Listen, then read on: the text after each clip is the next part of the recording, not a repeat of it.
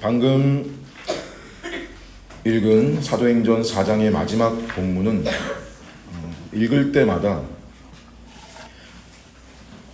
반복이라는 인상을 지울 수가 없습니다. 앞에 어디서 이 내용이 이미 나왔었냐면 사도행전 2장의 마지막이었죠. 잠시 앞으로 한번 가보시겠습니다. 앞으로 가보시면 2장 44절에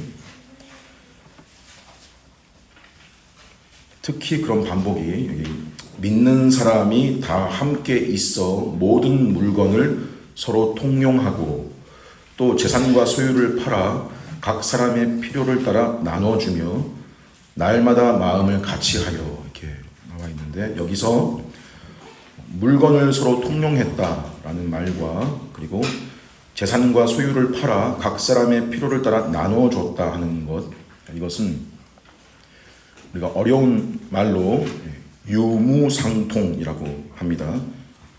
각자가 서로에게 있는 것과 없는 것을 서로가 융통한다, 공유한다, 나눈다 라는 말로 유무상통이라고 하는데, 자, 오늘 본문 돌아오셔서 오늘 본문에서도 똑같이 볼 수 있는 표현들이에요. 돌아보시면 4장 32절 중간에 보십시오. 모든 물건을 서로 통용하고, 그렇죠? 34절에 밭과 집 있는 자는 팔아 각 사람의 필요를 따라 나누어 줍니다. 그렇죠?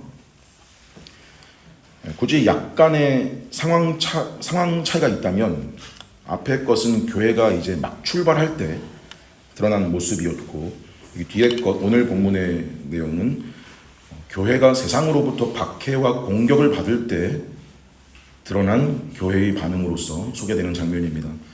세상으로부터 박해와 공격을 받을 때 교회는 이미 우리가 살펴본 바 어떤 반응을 보여왔었냐면 성령의 충만함으로 말씀을 전하고 또 함께 한 마음으로 하나님께 기도를 드리고 있었습니다.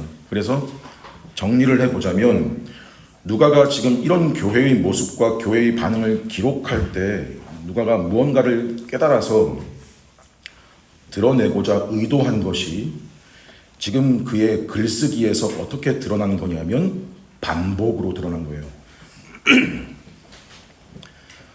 여러분, 반복이라고 하는 거의 의도와 목적이 뭐라고 우리가 알고 있냐면 강조하는 거다 그랬죠. 그럼 누가는 대체 뭘 강조하려고 한 걸까? 뭘 강조하려고 지금 이렇게 특별한 이 내용을 아주 이 지근거리에 반복을 해놨는가? 이 짧은 순간에 두 번 반복한 걸까? 이제부터 우리가 살펴보겠지만 미리 말씀을 드리면 누가가 강조하려고 한 것은 한마디로 성취입니다. 지금 본문의 이 교회의 모습과 반응은 한마디로 성취된 거다 이거예요. 이걸 지금 강조하려고 반복을 했다 이거예요. 무엇에 대한 성취냐? 가깝게는 바로 앞에 나왔던 그 기도들의 성취고, 또 가장 일반적으로 신약에서 성취라고 하면 주로 거의 뭐와 연결되냐면 이 구약하고 연결되죠. 이건 누가가 이미 자신의 현실에서 확인하고 증명해온 방식이죠. 앞에 1장에서 가룟 유다 대신 마띠아 뽑을 때 그때도 베드로가 시편 인용하면서 유다를 가리켜서 미리 말씀하신 성경이 응하였다 이렇게 말했죠. 또 2장 오순절 성령 강림 사건, 성령님이 물 붓듯이 강림하셨을 때 그때도 베드로가 설교하기를 요엘 선지자의 말의 성취라고 그랬고, 3장에서 나면서부터 40년 된 안진뱅이가 일어나서 뛰기도 하고 걷기도 했다라는 표현을 시편과 여러 구약의 성취로 받고, 또 지난주 본문에서는 헤롯과 빌라도가 이방인과 유대인과 합세해서 예수를 거스른 일이 시편 2편의 성취라고 분명하게 보고, 더 나아가서 이 초대교회 자신들의 현재 처한 박해와 공격의 상황도 성취로 봤다. 그래서 역사의 주관자이신 대주제이신 하나님께 기도를 드렸던 거죠. 그래서 정리를 하자면 오늘 본문 역시 세상의 공격과 박해 중에 드러난 교회의 반응이고, 이것은 성취다. 자, 바로 이 맥락 위에서 여러분 오늘 본문을 봐야지만 본문의 의도를 이해할 수 있습니다. 아니면 어디로 빠지기 십상이냐면 이 유무상통, 이거 우리가 어디까지 해야 되는 거냐 지금. 우리도 집이든 재산이든 다 팔아서 이렇게 교회에 갖다 바치고 공산적으로 나눠야 된다는 말인가? 여러분 이거 아니라고 이미 2장에서 이미 다 설명했죠. 그런데 이런 설명이 없으면요 어김없이 그 길로 빠지겠죠. 또는 단순히 이런 유무상통을 교회의 어떤 자선사업, 사회운동, 사회참여 이런 거를 교회의 최고 목표로 연결시키는 거, 마치 그런 행동들이 교회의 일치와 연합을 위해서 더 나아가 교회가 세상을 향해서 할 수 있는 일의 본질인 양 이 본문을 끌어다 쓰게 되는 일이 생기는 거죠. 그게 아니라 이 사도행전 4장의 마지막 부분 유무상통에 대한 본문은 뭐라고요? 성취다.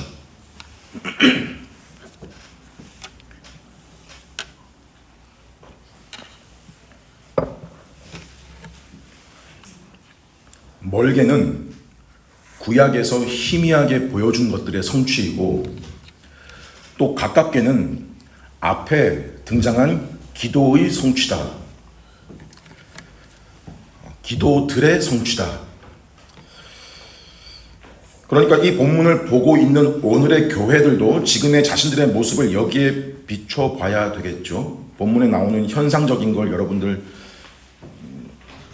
흉내를 낸다고 그런 공동체가 되는 게 아니잖아요. 그런 현상을 가져온 그럼 근원이 뭐였는가, 그걸 생각을 해봐야 되고, 그러면서 우리가 돌아볼 거 돌아보고 개혁할 것을 개혁해야 된다라고 하는 것이 중요한 의도일 것입니다. 자, 이러한 누가의 의도가 시작부터 드러나기를 32절에 믿는 무리가 한 마음과 한 뜻이 되어, 여기서 믿는 무리란 앞에서 함께 한 마음으로 대주제께 자신들의 상황을 맡기고 그분의 주권을 믿고 기도한 사람들입니다.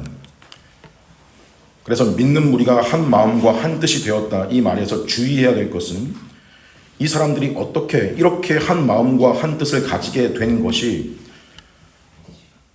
자신들 내부에서의 어떤 의견 일치, 단합, 자기들이 그렇게 하자고 우리가 이런 교회를 만들어보자, 더 나아가 이런 사회를 만들어보자라는 계획으로서의 하나됨이 아니라, 그러니까 자기들이 주체가 되어서 이루려고 하는 그런 하나됨이 아니라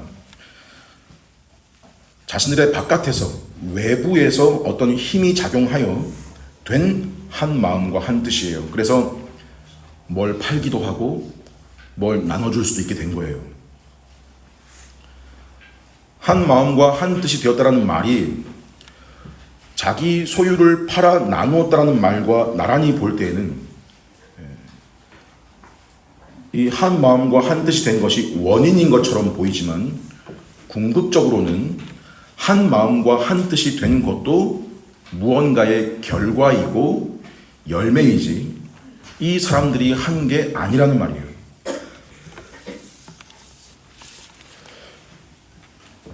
여러분, 우리는 압니다. 이 한 마음과 한 뜻이라는 게 말이 쉽지 현실에서 얼마나 힘든 일인지. 여러분, 부부가 단 2명이잖아요. 근데 그 둘도 얼마나 자주 의견이 다르고 성향이 달라요. 사실 각자의 가진 생각과 경험이 다 다르잖아요. 근데 여기 지금 나와 있는 무리라고 하는 말은요, 큰 무리라는 말이에요.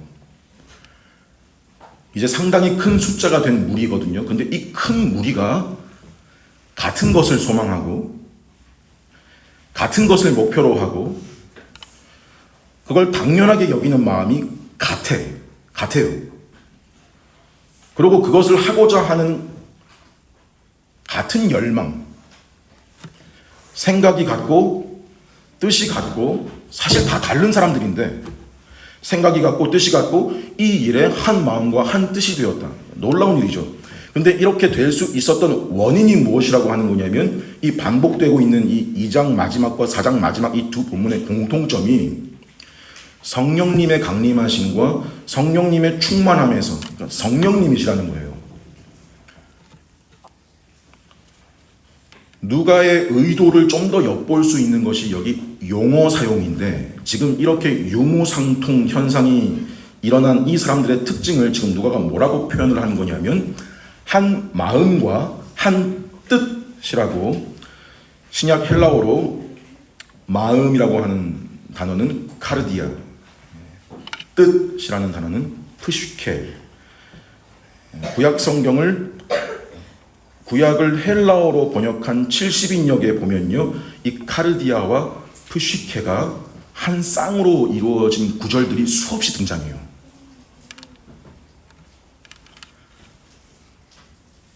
대표적인 게 우리가 잘 아는 신명기 6장 4절 5절 말씀에 들으라 이스라엘아, 우리 하나님 여호와는 오직 유일한 여호와이시니 너는 마음을 다하고 뜻을 다하고 힘을 다하여 내 하나님 여호와를 사랑하라. 그렇죠?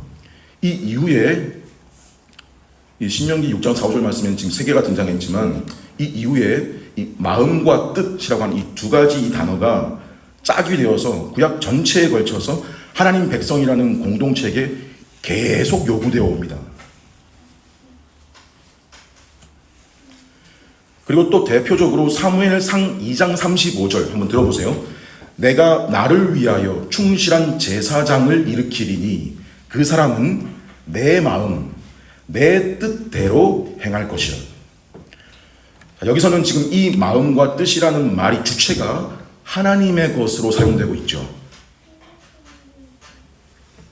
즉 백성들에게 요구되는 마음과 뜻이란 곧 하나님의 마음과 하나님의 뜻과 일치된 것으로 그걸 구약 내내 요구해 왔던 건데 그게 안 된 거죠.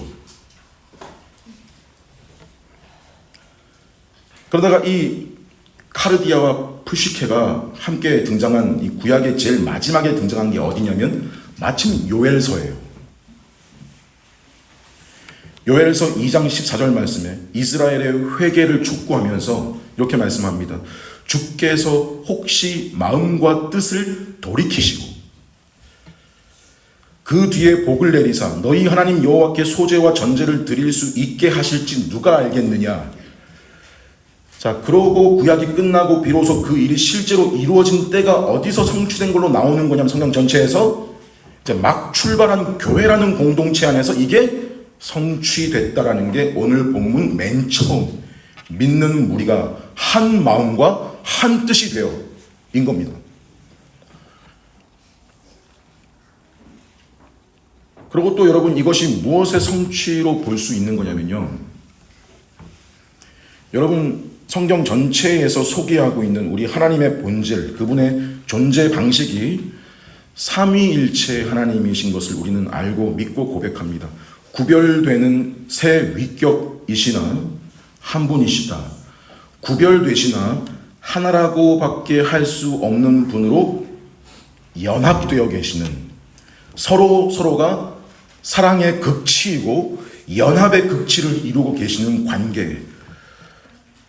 여러분 근데 지금 오늘 이 사도행전 4장 이 본문이 이 삼위일체 이거와 무슨 관계가 있냐라고 할 수 있지만 이 서로 다른 사람들이 지금 앞에서부터 뭐예요? 한 마음으로 기도했다. 서로 유무상통하고 마음을 같이 하고 모이기를 힘쓰고 함께 떡을 떼며 같은 하나님을 향하여서 한 마음으로 지금 대주제여라고 그렇게 부르고 기도하며 그런 그들 안에 동일한 한 성령님이 지금 충만하시다. 라는 것은 이 믿는 무리라는 이 무리가 이 공동체가 삼위 하나님의 연합과 교제의 관계 속에 들어와 있는 사람들이라는 말인 겁니다. 이건 단지 추론이 아니라요. 분명한 기도의 응답이요 성취인 것이 이것을 두고 바로 누가 기도했었냐면 바로 예수님이 기도하신 내용입니다. 뭐라고 예수님이 기도하셨었냐면 요한복음 17장 21절 말씀에 아버지여 아버지께서 내 안에 내가 아버지 안에 있는 것 같이 그들도 다 하나가 되어 우리 안에 있게 하사 세상으로 아버지께서 나를 보내신 것을 믿게 하옵소서.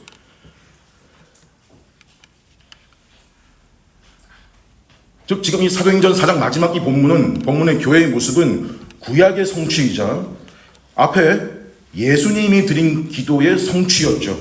어떻게 드러났냐면 삼위 하나님의 하나됨을 이어주는 분이 특별히 성령님이신데 그 성령님이 지금 이들에게 충만하여 아버지 하나님을 대주제로 부르고 있는 이들, 예수 그리스도로 말미암아 성령의 능력으로 하나됨을 이루고 있는 그들을 가리켜서 지금 한 마음과 한 뜻이라고 표현을 했고, 그래서 이게 원인이 되어서 나온 열매요 현상이 무엇인가 하면 바로 유무상통이 일어난 거예요.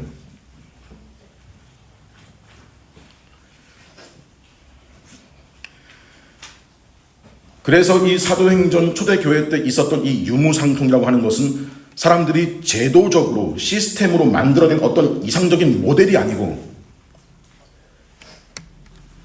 성령 충만의 결과였습니다. 여러분, 성령 충만이 뭐라고 간단하게 설명드린 적이 있냐면 성령님의 지배를 받는 상태라 그랬습니다. 그래서 그 결과로 일어난 일을 두 가지로 지금 오늘 본문에 표현을 했는데, 누가가 하나는 32절 끝에 자기 것을 자기 것이라 주장하지 않았다는 것이고요. 또 하나는 34절에 그 공동체에 가난한 사람이 없었다.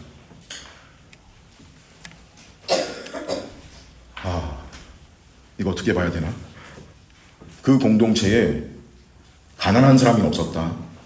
자, 이거는 가난한 사람이 다 부자가 됐다 이런 말이 아니라 가난 때문에 고통을 당하고 소외되거나 그 안에서 억압당하는 자가 없었다 이런 말입니다. 그 공동체 안에서요. 여러분, 먼저 이 두 가지 중에서 자기 것을 자기 것이라 주장하지 않았다는 것은요, 우리의 본성과 이게 얼마나 간격이 큰 것이냐면, 사람을 보면요, 이 세상의 중심이 자기 자신이에요.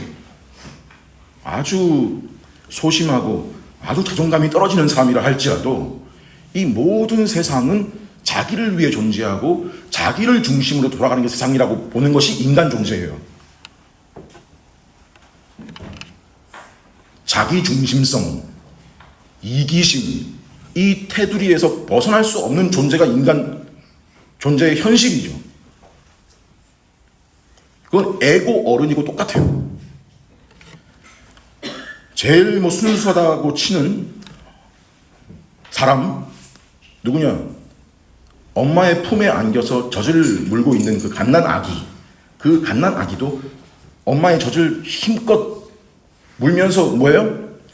자기가 이 세상의 중심이라고 여기고 있는 존재인 거예요. 그 애가요, 조금 자라서 처음 배우는 말이 뭐냐면 내 거예요. 내 거야. 제일 먼저 배우는 말입니다. 근데 이런 사람이 나중에 언젠가 성령으로 말미암아 거듭나면, 다시 태어나면 그 사람에게 일어나는 아주 특징적인 변화가 무엇인가? 바로 자기 것을 자기 것이라 하는 사람이 없었다 라는 실제적인 인정과 고백이 나오는 거죠. 이 본문의 초대교회도 지금 출생한 지 얼마 안 됐고요.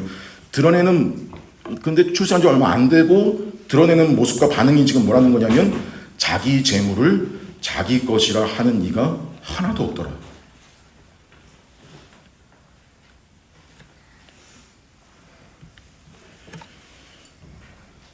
여러분, 우리가 지금 말씀은 들어도 또 이해도 하고 동의도 되면서 이렇게 들어도 우리 속에서 내 것이라고 꽉 움켜쥐고 있는 것들이 얼마나 많아요. 우린 신앙적으로는 다 알아요. 하나님이 주셔서 내가 가질 수 있게 된 것이고, 하나님이 허락하셔서 나한테 있는 거고, 말은 다 하는데 내 현실을 돌아보고 내 속을 찬찬히 들여다보면 내가 성령 충만하지 않은 상태면 뭐가 더 나의 속에 꿈틀대고 지배적인지 우린 알죠. 내가 많이 가졌든 적게 가졌든 내가 수고하고 땀 흘려서 번 내 돈, 내 재산, 내 가족, 내 자녀, 내가 공부해서 내가 노력해서 얻은 결과들, 지식, 학력, 재능, 직업, 내 사업장, 내 시간, 내 능력, 자, 이 모든 거에 대해서 자기 거라고 주장하기가 너무 쉽죠. 우리 본성상으로 당연한 거예요. 근데 여러분, 교회에서 보통 이렇게 얘기할 때 이 부분에서요, 너무 한쪽으로만 생각하면 안 되는 게 사실 표현상 자기 것이라고 해도 괜찮아요. 괜찮아요. 기독교는 사실 자기 거라고 해도 되는 데예요. 하나님이 나한테 주신 거니까 어떻게 보면 내 것이 맞아요. 이거 땀 흘려서 내가 번 거다 생각이 여러분 잘못된 게 아니에요. 내가 낳은 내 새끼다 틀린 말 아니에요. 아니 목사님 다 하나님 겁니다 그래야 되는 거 아니냐고. 그거 다 알아요. 맞는 말인데 정답인데 그렇다고 그게 이걸 부정하는 게 아니라고요. 여기서 포인트는 자기 건데 자기 거라고 주장하지 않았다는 거예요.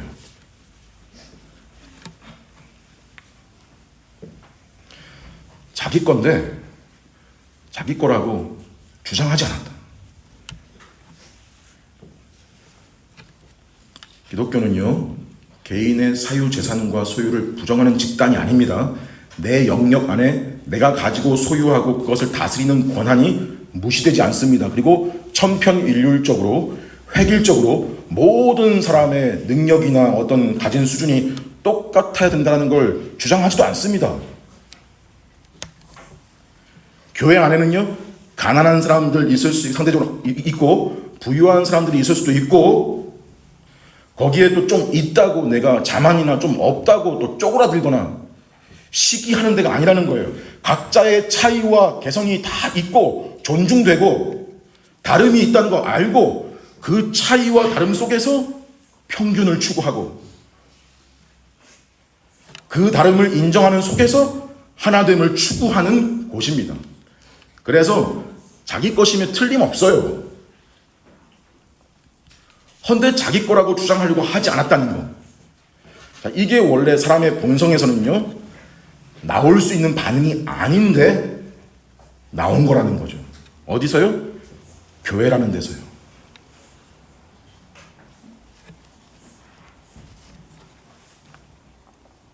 여러분, 이 장면이 구약에서 이미 암시된 장면을 하나 꼽으라면 출애굽기 16장입니다. 출애굽기 16장에 만나 이야기가 나오는데 하나님이 이스라엘 광야 생활 중에서 하늘에서 만나라는 양식을 내리시는데 각 사람이 자기 가족의 식량대로 거두라고 지시를 하십니다. 단 명수대로 한 오멜씩 취해라라고 하시는데 거두고 나서 오멜로 달아보니까 많이 거둔 사람도 있고 적게 거둔 사람도 있었다는 거예요. 하지만 놀랍게 결과적으로는 많이 거둔 자도 남음이 없었고 적게 거둔 자도 부족함이 없었다 그러거든요. 어떻게 된 일이냐면 결국 많이 거둔 자가 적게 거둔 자에게 나눠졌다는 거예요. 자, 사람 마음 인지상정이라고 내가 많이 걷어들이고 많이 모았으면 당연히 우리 가족 먼저 챙기잖아요. 우리 가족이 더 많이 먹는다. 이게 사람 마음이잖아요. 그렇죠? 또 이 보니까 이 만나를 다 하늘 내리면 다 가운데 한 대 다 공동으로 모아서 각각 한 오멜씩 분배시킨 게 아니고 각자가 거두게 하고 거기서 많이 거둔 자가 적게 거둔 자에게 흘려보내는 방식. 자, 근데 읽어보면 개 중에 어떤 이들이 있었냐면 그걸 다음날 아침까지 남겨두지 말라고 하시는데 왜요? 다음날도 분명히 먹이실 거니까 하나님이. 근데 꼭 말을 듣지 않고 남겨놓는 사람이 있죠. 뭐예요? 다음날에 대한 염려나 믿지 못함, 필요 이상의 욕심을 낸 거죠. 믿지 못하고 자기 생각대로 우리 배운 적이 있는 전문 용어가 있죠. 잔대가리를 굴려서 하나님의 법을 어기는 거죠.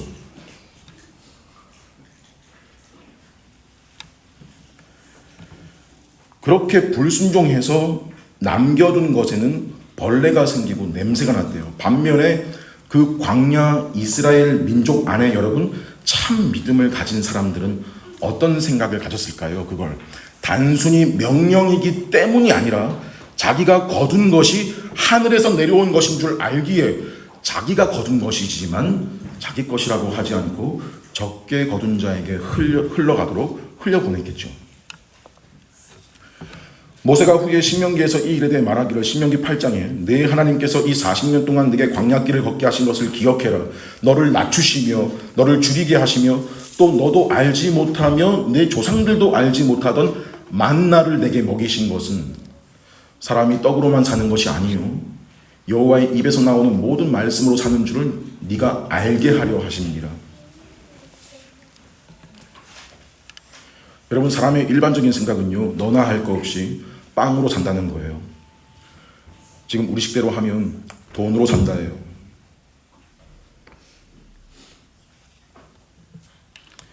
그게 답인 줄로만 알고 살아가는데 지금 오늘 본문의 초대교회 사람들 이 신명기 8장의 이 말씀의 의미를 참으로 깨달은 것입니다. 이 사람들 중에 여러분 뒤에도 나오지만 부자가 꽤 있었어요. 땅 가진 사람, 재력가, 사업하는 사람, 각기 분야에 종사하는 사람들, 고위층. 근데 부자든 가난한 사람이든 이전까지는 다 똑같이 너나 할 거 없이 다 같은 가치관이 뭐냐면 사람은 돈으로 산다였어요. 돈으로 산다예요. 그거였는데 성령님께서 임하시고 믿음을 주시고 그분이 나를 지배하시니까 비로소 보이는 것이 거시적 안목이 생겨서 내 인생이 누구 앞에 있는 걸 보냐면 대주제. 내가 먹고 사는 거, 입고 쓰고 필요한 거, 그럼 모든 것들이 사실이 그분으로부터 오는 것을 진지하게 알게 된 거예요.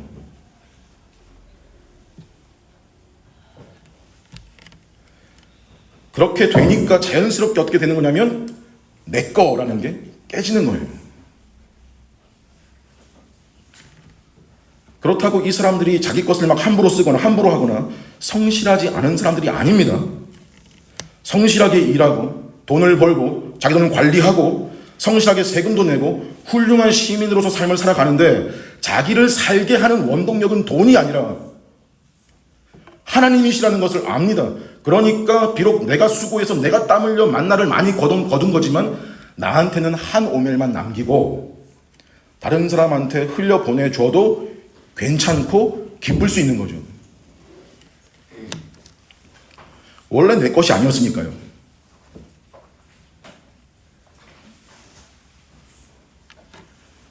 자, 세상 속에서 드러나는 교회란 이런 사람들로 이루어진 공동체라는 것이고 이것이 구약에서부터 보여주신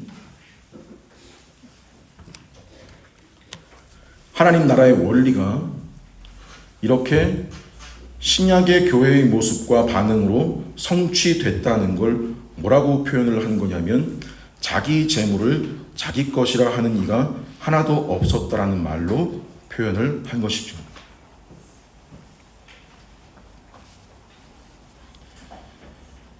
이어서 또 한 가지 교회의 모습으로 소개된 것이 무엇이냐면 34절에 그 중에 가난한 사람이 없었다. 이 말은 앞에서도 언급했듯이 가난한 자가 다 부자가 됐다는 그런 게 아니라 가난 때문에 고통당하고 소외되거나 어려움 당하는 자가 그 공동체 안에 없었다라는 그런 뜻인데 어떻게 그럴 수 있었냐면 거기 보니까 밭이나 집을 소유한 많은 사람들이 그것을 팔아서 사도들 발 앞에 가져왔고, 사도들은 그 자금을 필요한 사람들에게 나누어 주었기 때문에 그 중에 가난한 사람은 없었다라는 건데, 한 예로 한 사람을 지금 소개한 것이 36절에 구브로 출신, 오늘날 튀르키예 밑에 사이프러스 또는 키프로스라는 섬입니다. 거기 출신 레위족 사람 요셉이라는 인물인데, 사도들은 그 사람의 이름보다는 별명을 더 부르기를 좋아했습니다. 별명이 바나바였고요. 그 뜻은 위로의 아들 또는 설교자, 용기를 주는 사람 정도로 볼 수 있습니다. 대개 학자들은 그 바나바가 헬라어를 사용하는 디아스포라 유대인이었을 거다 이렇게 보는데, 여기에 바나바를 예로 든 것은 꼭 부자였기 때문만은 아니라 이 바나바가 훗날 초대교회의 복음 선교에 바울과 함께 중요한 사역을 감당했던 인물이었기 때문에 지도자들도 이 일에서 여력이 된 사람들은 본이 되었다. 그 본이 되는 것이 중요하다는 의미로 대표적으로 예를 든 것으로 볼 수 있습니다. 37절에 보니까 그가 밭이 있음에 팔아 그 값을 가지고 사도들의 발 앞에 두니라. 똑같이 같은 편이 나와 있죠. 자, 이런 걸 보면서 지금도 땅이나 집 있으면 다 팔고 교회에 바쳐야 된다, 그런 식으로 강요하거나 또는 부담을 느끼거나 그렇게 흘러가면 안 된다 그랬죠. 지금 우리 시대에 여러분 이 내용을 연결 지을 수 있는 가장 일반적인 방식은 연보, 즉 헌금인데, 헌금의 기본 정신은 자신의 능력 안에서 즐거운 마음으로입니다. 억지로 즐거운 마음으로 해라 이게 아니고요. 즐거운 마음으로 할 수 있는 만큼 하라는 거예요. 강요가 아니고 자발적인 행위이고, 억지로 또는 사람에게 보이기 위해서 내는 것은 그 출발부터가 틀린 겁니다.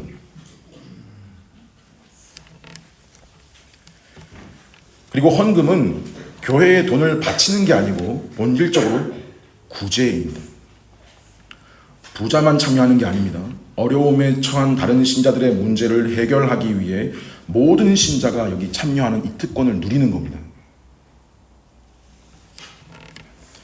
또 지역사회, 우리가 사는 도시를 대상으로 하는 것이 아니라요, 우선적으로 하나님 나라 공동체를 반영하는 그 공동체, 지역교회 내에서 먼저 이루어지는 일이고, 그 바깥은 항상 그 안에서 충족되면서 흘러나가는 원리예요.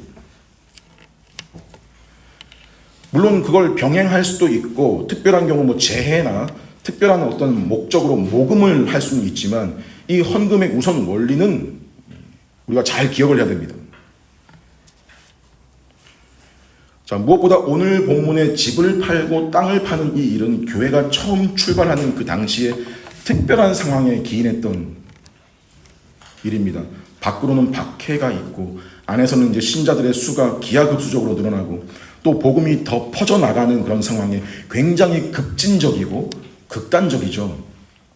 여러분, 그 방법론에 있어서 이 밭이나 집을 팔지 않고 남에게 빌려줘서 얻는 그 수익으로 지속적으로 다른 사람을 도울 수도 있고, 방법을 생각해 보면 그 자본을 굴려서 나오는 이자나 수익금으로 도울 수 있는 방법도 있는데, 그냥 팔아버렸다는 것은 그럴 만한 상황이었고, 그럴 만한 상황이라고 또 아무나 할 수 있는 일이 아니죠. 그죠? 근데 또 사실 그렇게 급진적이게도 가능한 것은 우리 주님께서 보여준 방식도 그런 방식이었죠. 집과 밭이 문제가 아니었어요. 그분 가리켜 성경에서 한 말이 뭐냐면, 사람이 친구를 위해서 자기 목숨을 버리면 이보다 더 큰 사랑이 없대요. 자, 주님의 죽음에 대해서 사람들이 일반적으로는 뭔 죽기까지 하냐, 하나님이시라면 꼭 죽어야만 했냐, 자, 일반 상식으로는 이해가 안 되죠. 근데 상황과 때에 따라서는 그렇게 집도 팔고 땅도 파는, 심지어 목숨도 내놓는 희생과 헌신도 가능한 것이 기독교죠. 하지만 이런 초대교회가 보여준 이 구체적인 실천의 내용들을 모든 시대의 신자들이 다 따라야 될 일종의 보편 규칙으로 제시하는 건 아닙니다. 이렇게 설명드리면 또 속으로 다행이다 그러실 수도 있는데, 놓치지 말아야 될 분명한 원리와 정신은 우리가 말로만 사랑하는 게 아니라 실제로 구체적인 눈에 보이는 형태로 그 사랑이 나타났다는 거죠.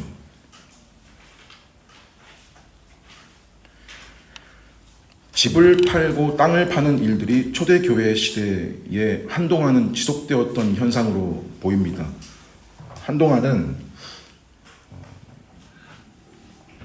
성경 보면 후에, 이 시대에 조금 지나간 그 후에는 어떤 상황도 확인할 수 있냐면, 사도행전 11장 28절에 보면 전국적으로 큰 흉년이 들이닥쳐요. 그때 오히려 이 예루살렘, 땅 팔고 집 팔고 있던 이 예루살렘 교회가 어려움을 겪어요. 어려움을 겪고 안디옥에 있는 교회로부터 구제를 받는 일도 있었죠. 그리고 무엇보다 이런 일을 행한 당사자들도 여러분, 이렇게 하면서, 자기들이 하면서 사람들에게 자기가 무슨 크게 훌륭한 일을 했고 교회에 기여를 했다, 교회에 내가 없으면 안 돌아간다, 이런 식의 태도로 그런 인정을 받고 싶어서 한 게 아니었습니다. 그럼 자기가 직접 가지고 가서 사람들 보는 데서 공개적으로 했겠죠. 근데 그렇게 한 게 아니라, 여기 보니까 누구한테 가져가요? 사도들의 발 앞에 두었다. 이 말은 공개적으로 한 게 아니고 사도들의 판단과 처리에 맡긴다라는 의미로, 갖다 맡기면 사도들이 필요한 사람들에게 나눠줬다 이 말입니다.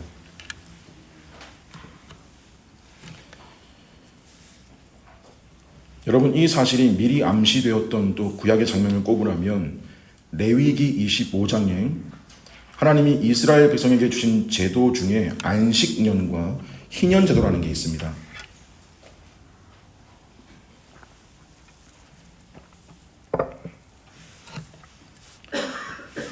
땅을 열심히 경작하다가 땅을 쉬게 하는 안식년이 7년 주기로 돌아오는데, 율법에 의하면 안식년 때에는 땅을 쉬게 하고 또 빚을 탕감해 줍니다.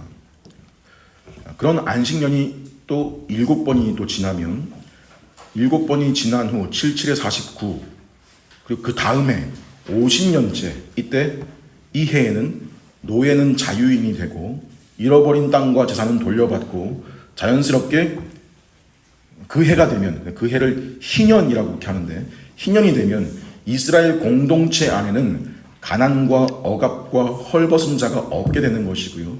그럼 그 50년째 해에는 일시적으로나마 그 땅이 하나님 나라 모습의 원형을 회복하게 되는 일이 있는 거예요. 이걸 기대하고 이제 명령이 내려진 거예요, 율법으로.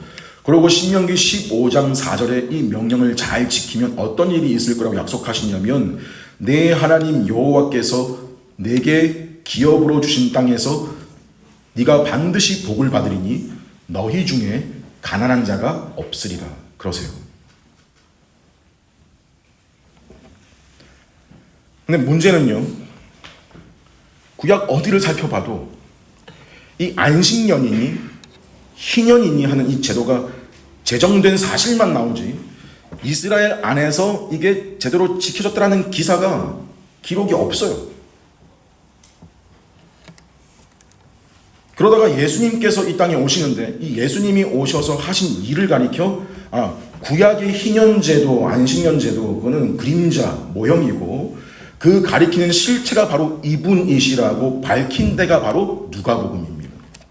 사복음서 저자 중에 누가만 기록한 내용에 예수님이 안식일에 나사렛의 한 회당에 가셔가지고 이사야 책을 펴서 읽으시는데, 자기를 가리키는 말씀, 낭독하신 말씀이 어디냐면 이사야서 61장이죠. 주의 성령이 내게 임하셨으니 이는 가난한 자에게 복음을 전하게 하시려고 내게 기름을 부으시고 나를 보내사 포로된 자에게 자유를, 눈먼 자에게 다시 보게 함을 전파하며 눌린 자를 자유롭게 하고 주의 은혜의 해 희년을 선포하게 하려 하심이라. 누가복음 4장 18절 19절 말씀입니다. 그러니까 누가는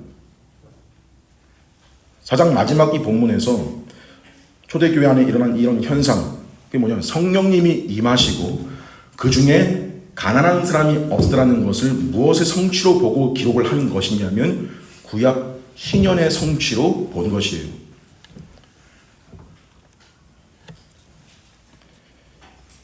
여러분 그 모형이고 암시되었다라는 그 레위기 25장을 좀 더 읽어내려가다 보면요 아주 흥미로운 걸 발견하게 됩니다. 이거 괜찮은 건가? 라는 오늘 본문의 내용, 사도행전 본문을 우리가 기억하고 그 본문을 볼 때 괜찮은 건가?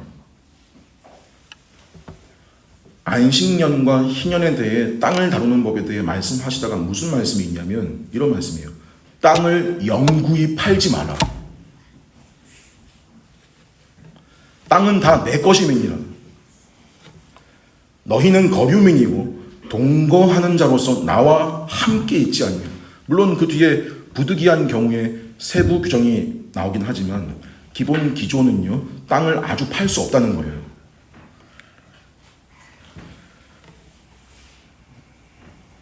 그리고 그 규정 제일 마지막에 또 무슨 규정이 있냐면요 레위인은 그 땅을 아예 팔 수 없다. 그때 땅이 지금 그 땅이겠냐, 세월이 얼마가 지나갔는데 오늘 본문 보면서 그럴 수는 있어도 누가가 사도행전에서 이 부분에 바나바의 출신을 콕 집어서 명시하는 것도 의도가 없지 않아요. 계속 무슨 이야기였어요? 이 다수의 유대인들이 땅이든 집이든 다 팔았다. 레위인 바나바도 자기 땅 팔았다. 괜찮은 건가? 괜찮다는 거죠. 이게 무슨 의미예요? 이제 완전 새로운 시대다. 완전히 새로워진 공동체다. 할례를 받았다고 율법 가졌다고 들어오는 나라가 아니다. 마음의 할례를 받고 참된 회개와 믿음을 가진 하나님의 마음과 뜻을 헤아리는 한 마음과 한 뜻을 가진 사람들, 예수 그리스도로 말미암아 성령께서 그 속에 거하시고 대주제이신 하나님을 부르면서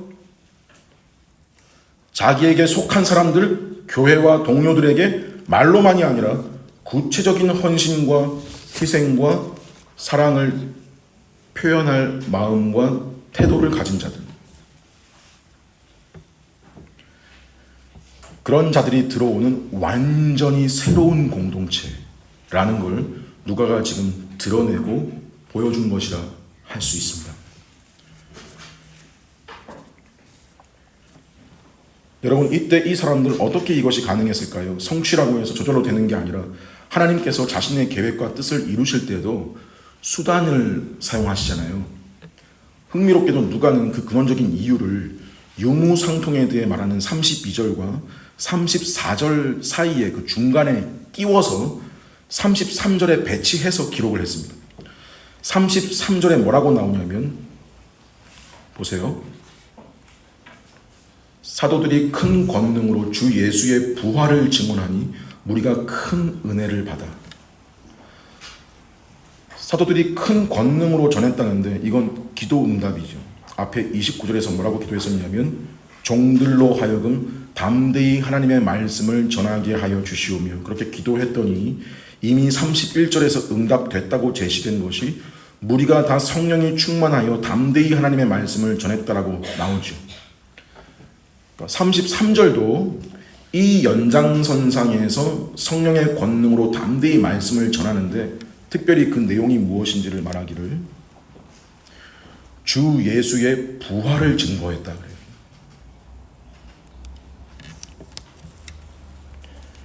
여러분 예수를 전하는 것이 금지되었고요. 특히 예수의 부활이라는 주제가 위험했던 것은 당시 사두개파와 그들이 주를 이루는 대제사장 그룹 산헤드린 공회는 소수 바리새파를 제외하고는 부활 믿지 않고 그 교리를 싫어한 사람들이에요.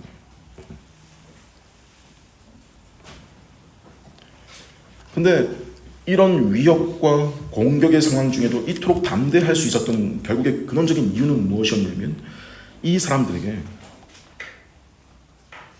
부활이라고 하는 것이 실제였기 때문입니다.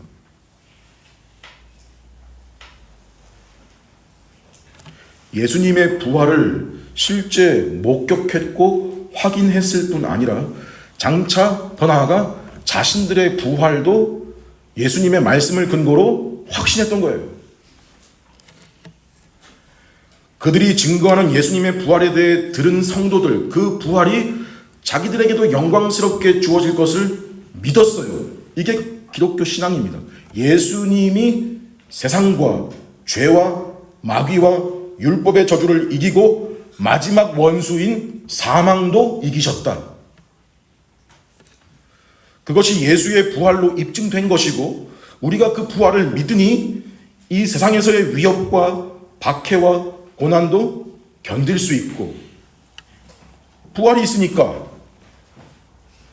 자기 것이 다 내 거라고 손에 꽉 움켜쥐고 목을 매지 않을 수도 있고 그렇죠? 그러니까 그 뒤에 34절이 가능해지는 거죠.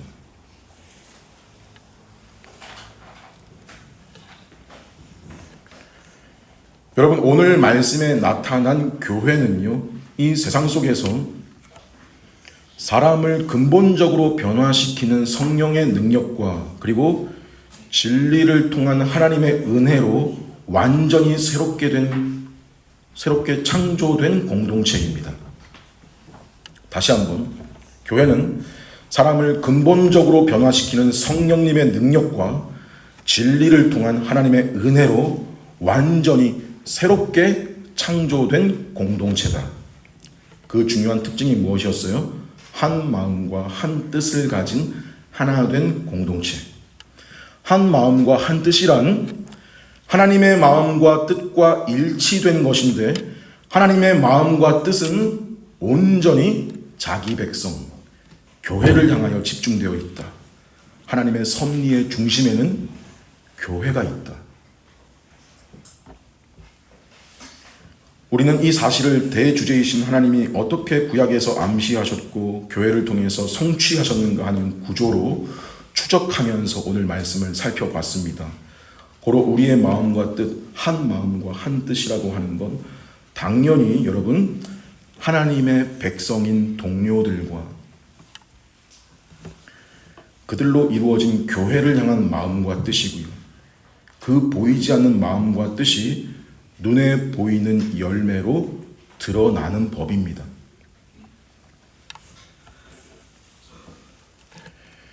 이 일이 가능하게 된 근본적인 원인은 우리가 마음을 모으고 우리가 단합해서 되는 일이 아니고 법이 있다고 되는 것도 아니고 성령의 능력과 진리를 통해서 되는 일인 줄 알아야 됩니다. 교회라는 조직에 시스템만 잘 돼 있다고, 잘 돼 있다면 교회 안에 교회 헌법이 정교하게 마련되기만 하면 우리 안에 사랑이 없을 리가 없고 문제가 생길 일이 없고 어려움이 있을 수가 없고 그런 게 아닙니다. 그런 것들이 중요하지 않다는 말이 아니고 이런 근본적인 변화에는 근원적으로 그리스도의 죽음과 부활이 바르게 선포되는 것, 진리가 바르게 선포되는 것, 복음이 올바로 전달되는 것. 그렇게 진리가 바르게 선포될 때 그 속에 사람들이 은혜를 받아서 은혜가 그 위에 임해서 이루어지는 일이에요.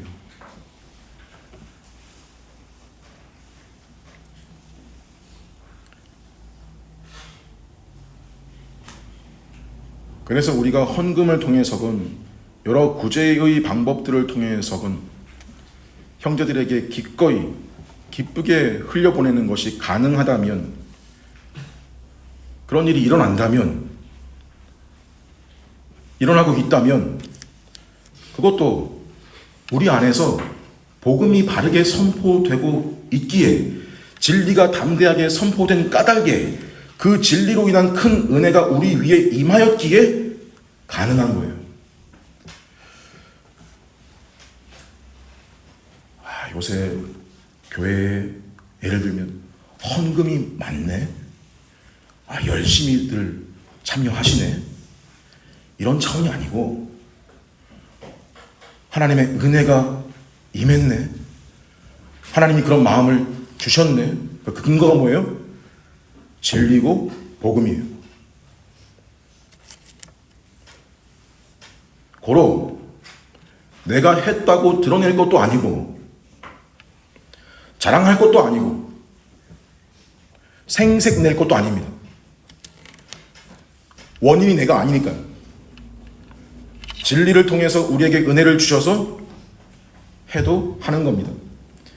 그래서 하나님의 말씀 사역이 교회 안에서 잘 이루어지고 있다는 증거가 되도록 말씀 사역이 잘 이루어져야 되고, 성령께서 그 말씀 가운데 역사하시기를 간절히 바라고 구해야 됩니다.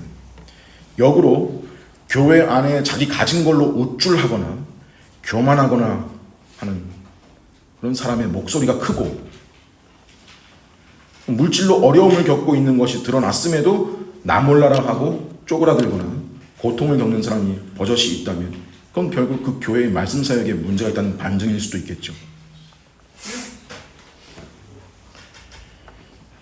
우리가 성령의 지배를 받는 성도여 교회라면 우리에게 나타나는 지배적인 성향은 자기 것을 자기 것이라고 주장하지 않는 것입니다.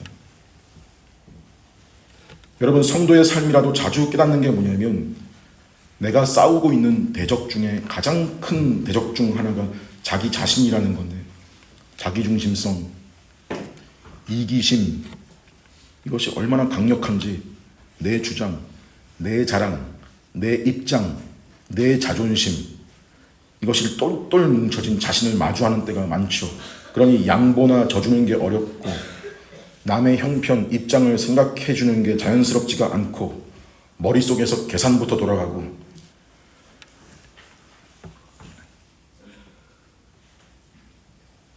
여러분, 우리 현실에 그런 우리의 본성의 특성이 끊이질 않습니다. 중단되질 않아요. 죽을 때까지. 계속 싸워야 될 일이죠. 그래서 성령의 지배를 받는 일, 성령 충만이라는 말이 성령의 강림, 내주와는 별개로 우리에게 계속적으로 요구되고 명령되고 있는 거예요. 근데 이런 상태가 좀 바뀌는 순간을 우리가 언제 경험적으로 아냐면, 진리를 통해서 우리 속에 은혜가 임하여 머물러 있을 때, 우리의 심령이 말씀에 주목하고 그 말씀의 은혜가 내 속에 계속 머물러 있기를 내가 소원하며 기도하는 가운데 순종도 자연스러운 거예요. 그때 분명히 아는 겁니다. 주인이 누구신가, 근원이 누구신가를 아니까 그에 걸맞는 열매가 나오겠죠. 대주제의 것이다. 이 사실을 누구를 통해 깨달았습니까? 성령님을 통해서 깨닫습니다. 성령님이 임하시자 자기를 깨닫고 하나님을 깨닫습니다. 그렇게 자기를 깨닫고 하나님을 깨달으니까 자기가 가진 것이 진짜 누구의 것인지를 알게 되고, 그러니 내가 가진 재물에 대해서 내가 주인이 되지 않고 관리자가 되는 것을 압니다.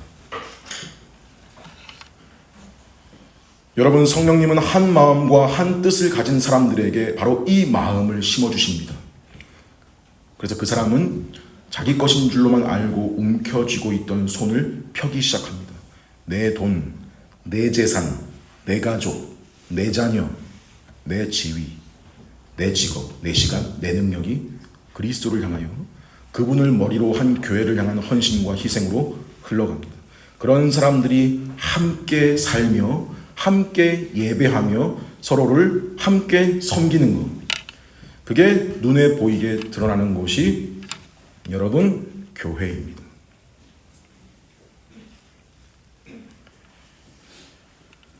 여러분, 이런 참된 교회는 밖으로는 끊임없는 공격과 위협을 마주하지만 안에서는 성도의 위로와 회복과 영혼의 만족이 있습니다.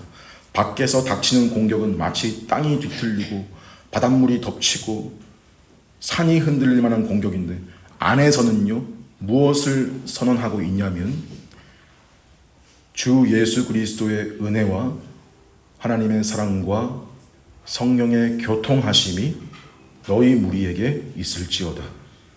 아멘입니다. 시편 133편의 고백이 정말 옳습니다. 그 얼마나 아름답고 즐거운가. 형제 자매가 어울려서 함께 사는 일이. 이것이 저와 여러분의 고백이 되고, 그래서 우리 안에서 그 중에 가난한 자가 없었다라는 말씀이 우리 안에서도 경험되어지고, 우리가 받기도 하며 베풀기도 하며 이 일에 감사로 기꺼이 헌신하는 복된 성도요, 복된 교회이기를 간절히 바랍니다. 주의 만찬 거행하겠습니다.